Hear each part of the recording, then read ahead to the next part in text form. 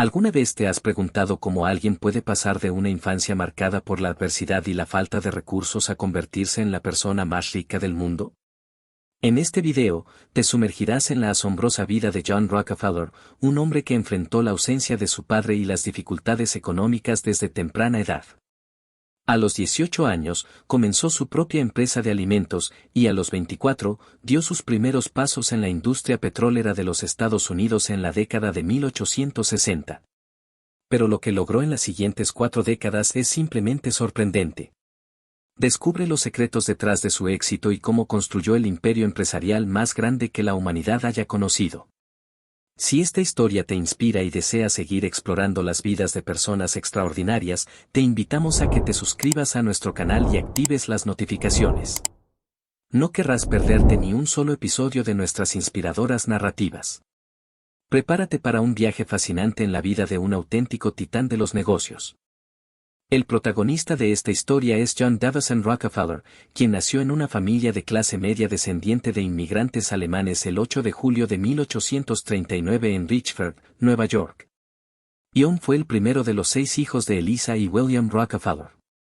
Su madre era una mujer muy organizada y se encargaba de las labores del hogar, mientras que su padre, un vendedor de elixires milagrosos que supuestamente curaban todo tipo de enfermedades, se trasladaba constantemente de ciudad en ciudad estafando personas, razón por la cual pasaba poco tiempo con la familia.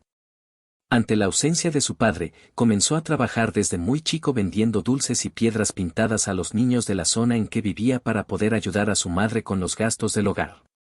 También, probó con la cría de pavos y ofreciéndose a realizar tareas para sus vecinos. Aunque fue una dura etapa de su vida, estas experiencias lo ayudaron a volverse muy hábil en los negocios y muy disciplinado con el manejo del dinero. A los 14 años de edad, John se trasladó con su familia a Cleveland, Ohio.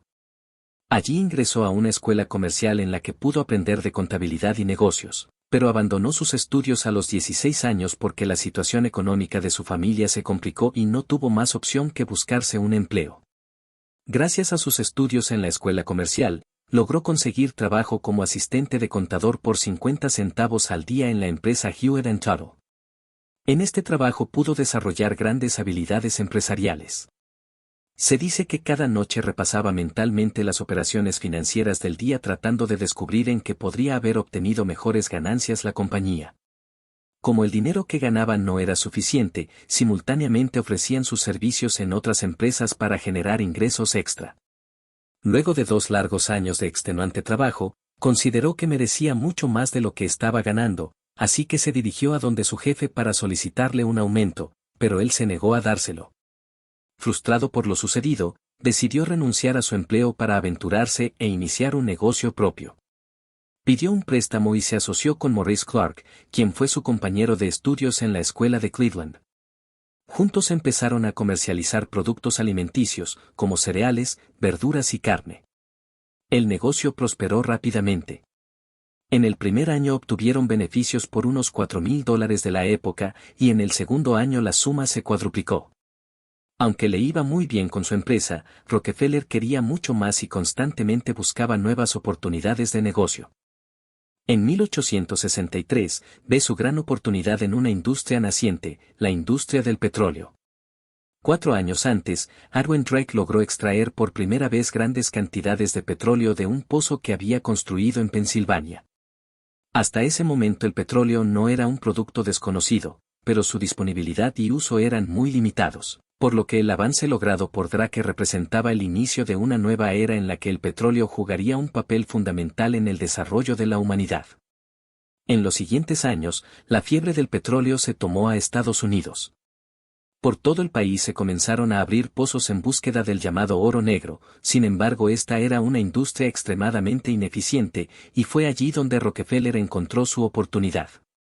Rápidamente entendió que el negocio principal no estaba en la extracción del petróleo, sino en su refinamiento para convertirlo en productos comestibles como el querosén, que podía utilizarse en estufas y lámparas.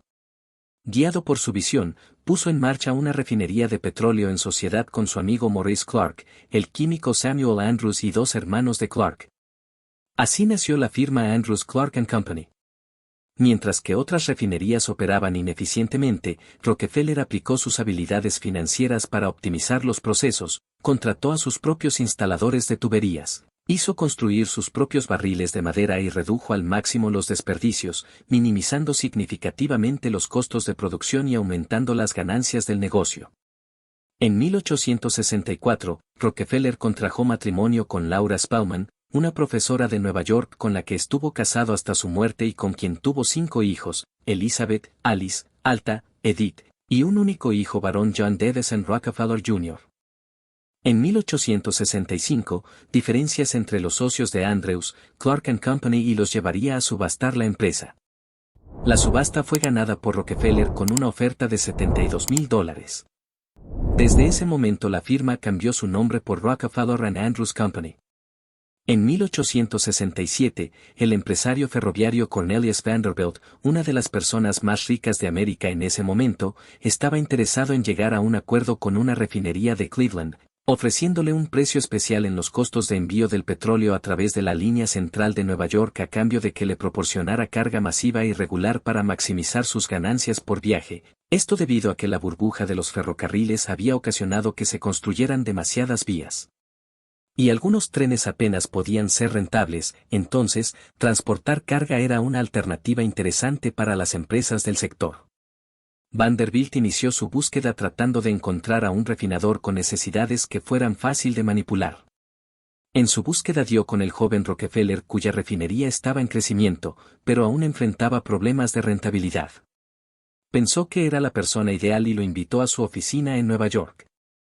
Entusiasmado, Rockefeller se preparó para lo que consideraba la oportunidad de su vida. Consiguió un ticket de tren y se disponía a viajar, pero perdí el tren por unos minutos, luego se enteró de que el tren que iba a tomar se descarriló causando la muerte a la mayoría de los pasajeros. El empresario tomó este desafortunado episodio como una señal divina, afirmando que, si no había muerto ese día era porque estaba para grandes cosas. Una catástrofe es también una nueva oportunidad, dijo Rockefeller. Lleno de una confianza arrolladora, programó nuevamente su reunión con Vanderbilt y consiguió convencerlo de cerrar el trato con su refinería.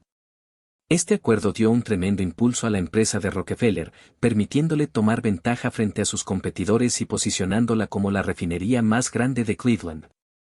Pero pese a los buenos resultados que estaba logrando, sentía que el potencial del mercado era mucho mayor.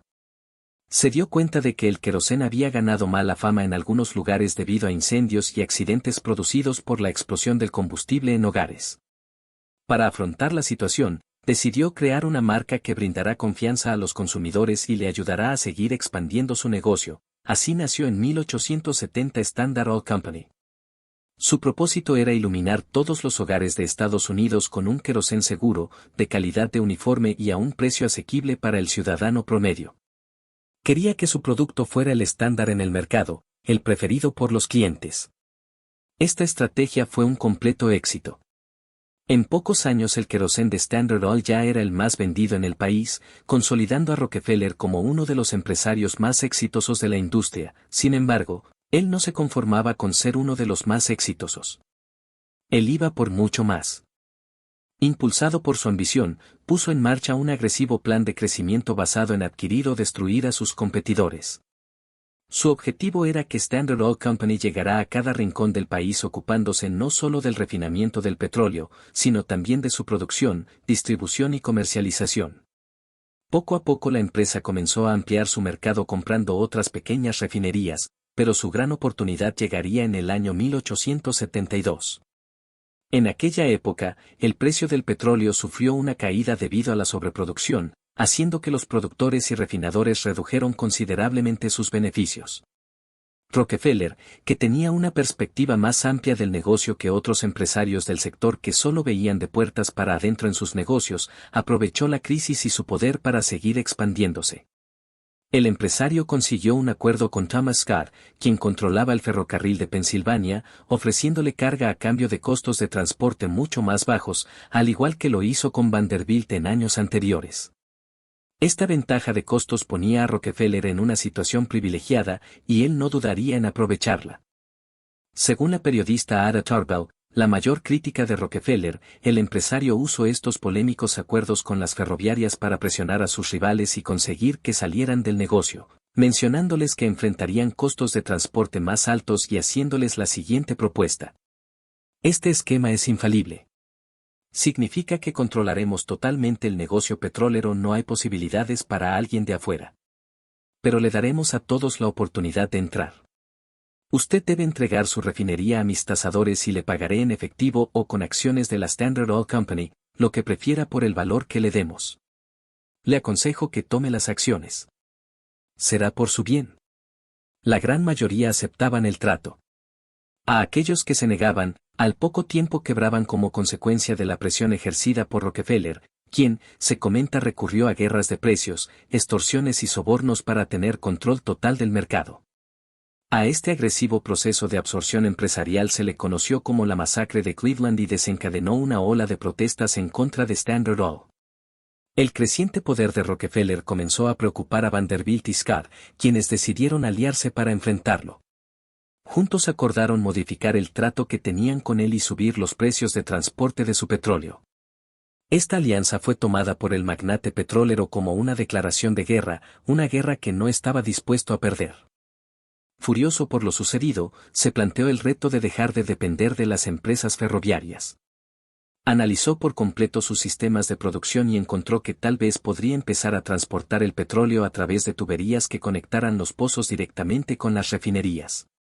Bajo esta premisa, inició la construcción de un sistema de oleoductos de más de 6.500 kilómetros de longitud extendiéndose a través de Ohio y Pensilvania.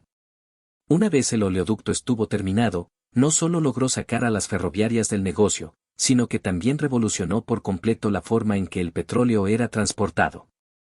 Sin el petróleo de Rockefeller, las ferroviarias entraron en una profunda crisis que ocasionaría despidos masivos, cierre de estaciones y la quiebra de cientos de empresas del sector.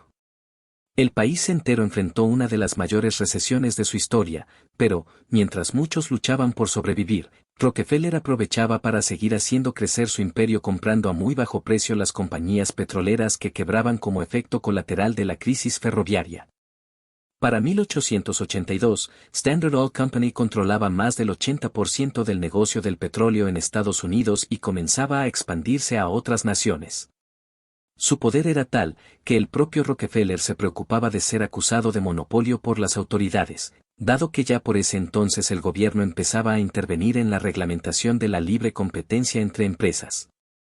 Ante esta perspectiva, decidió crear la Standard Oil Trust, una especie de holding empresarial con el que concentraría diversas inversiones en el mundo del petróleo y los combustibles.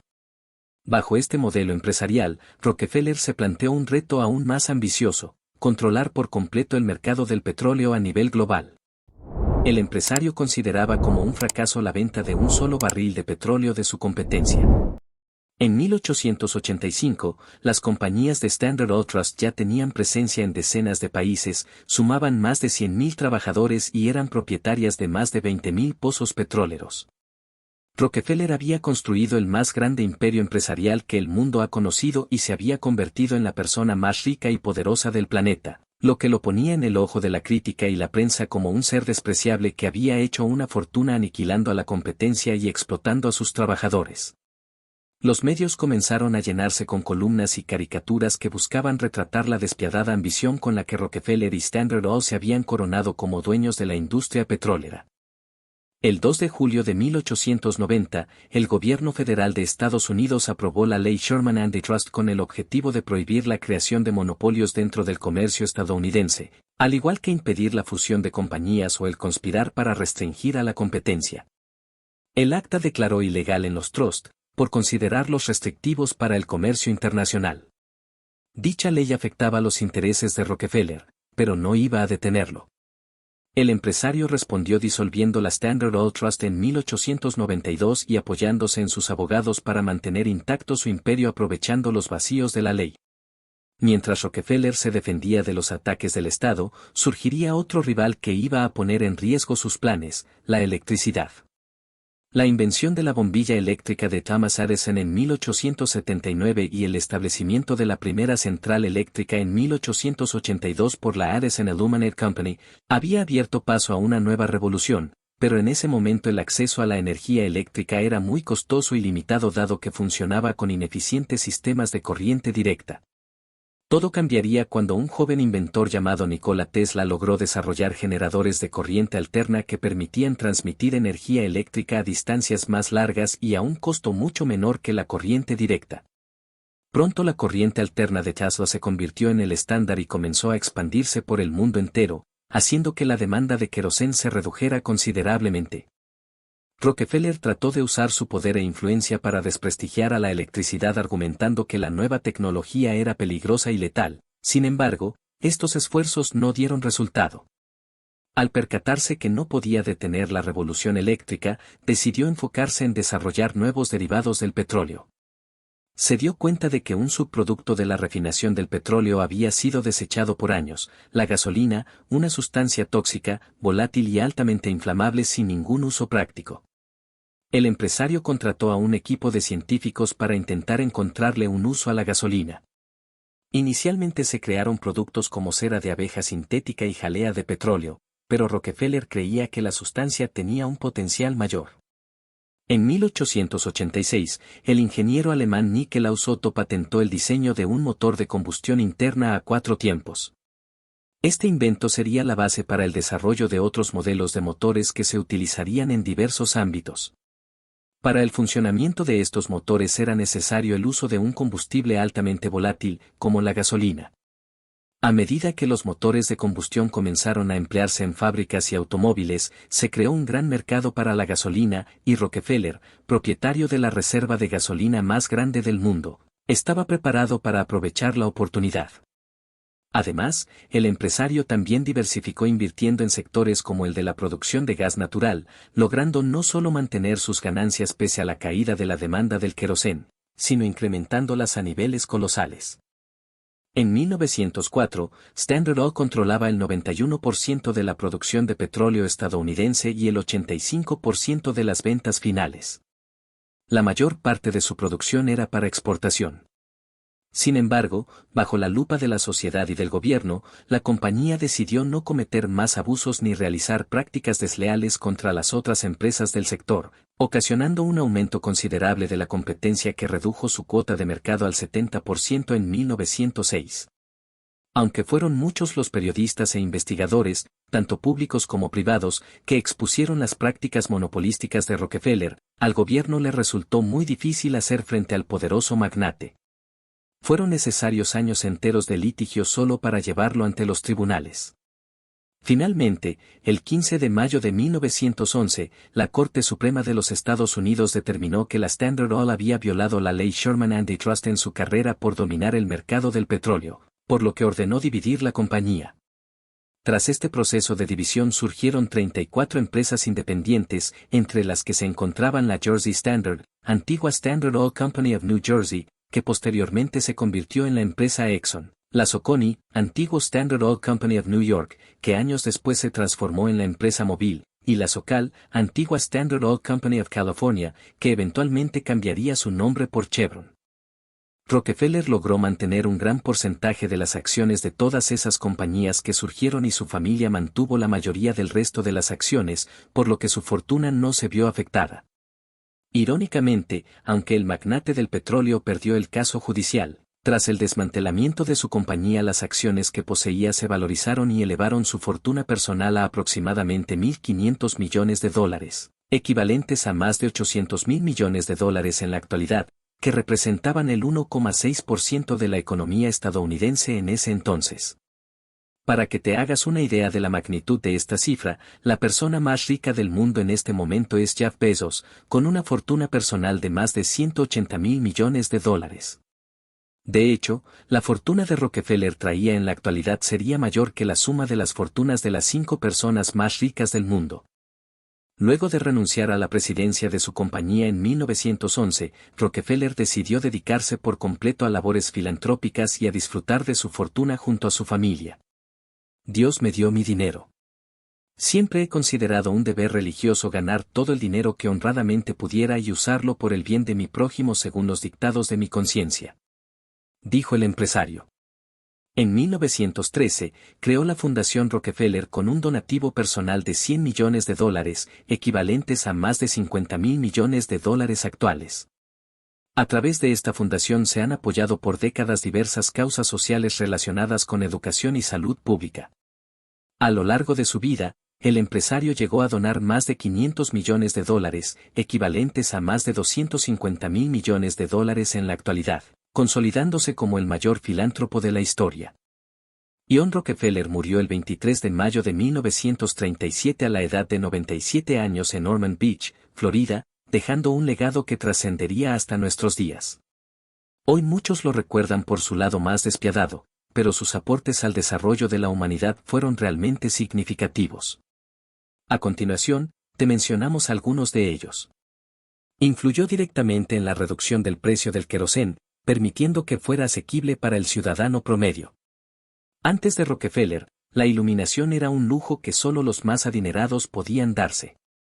Ayudó a la transformación de la economía estadounidense a finales del siglo XIX. Contribuyó con la optimización de la producción de la industria petrolera, convirtiéndola en una de las industrias más importantes del mundo. Impulsó el desarrollo industrial y el transporte moderno a partir de la producción masiva de combustibles para motores de combustión interna. Fue un referente para el desarrollo de teorías administrativas modernas. Donó $80 millones, equivalentes a más de $35.000 millones actuales, para fundar la Universidad de Chicago, que sería una de las universidades más importantes de Estados Unidos. Aportó al desarrollo de la salud mundial a través de su fundación, la cual ha financiado importantes investigaciones y ha liderado la lucha contra diversas enfermedades. Aunque esta fundación también ha sido fuertemente criticada por su supuesta participación en experimentos médicos que pusieron en riesgo la salud de los participantes. Uno de estos experimentos fue el realizado por el gobierno estadounidense en 1940, que infectó sífilis a cientos de guatemaltecos. La fundación salió en su defensa argumentando que la organización no tenía conocimiento, ni diseñó, ni financió, ni administró el experimento. Tras la muerte de John Rockefeller comenzaron a surgir toda clase de teorías conspirativas en torno a su vida, su fortuna, su legado y su familia. Si bien es cierto que a lo largo de la historia la familia Rockefeller ha jugado un rol importante a nivel social, empresarial y político, su influencia dista mucho de la que llegó a tener John Rockefeller en su momento. Según Forbes, actualmente toda la familia Rockefeller cuenta con una fortuna combinada de aproximadamente $11.000 millones, ubicándose en la posición número 23 entre las familias más ricas de Estados Unidos. Así concluimos esta fascinante travesía a través de la vida de John Davison Rockefeller, un hombre que desafió los límites de la ambición y la riqueza, y cuya visión de iluminar los hogares del mundo lo llevó a revolucionar la industria petrolera, forjando el imperio empresarial más grande de la historia moderna. En sus propias palabras, Rockefeller afirmó: "Nunca he tenido la ambición de hacer una fortuna. La mera creación de dinero jamás fue mi objetivo. Mi ambición ha sido siempre el construir. Si el único objetivo que tienes en la vida es volverte rico, nunca lo conseguirás". Si este video te ha inspirado y te ha brindado una visión más profunda de la vida de este titán de los negocios, te invitamos a que le des like y te suscribas a nuestro canal para seguir disfrutando de contenido que despierta la curiosidad y la reflexión. Además, no olvides compartir este video con tus amigos y familiares. Juntos, continuaremos explorando las vidas de personas excepcionales y las lecciones que nos brindan para construir un futuro mejor. Gracias por ser parte de nuestra comunidad y por tu apoyo constante. Hasta el próximo viaje en la historia.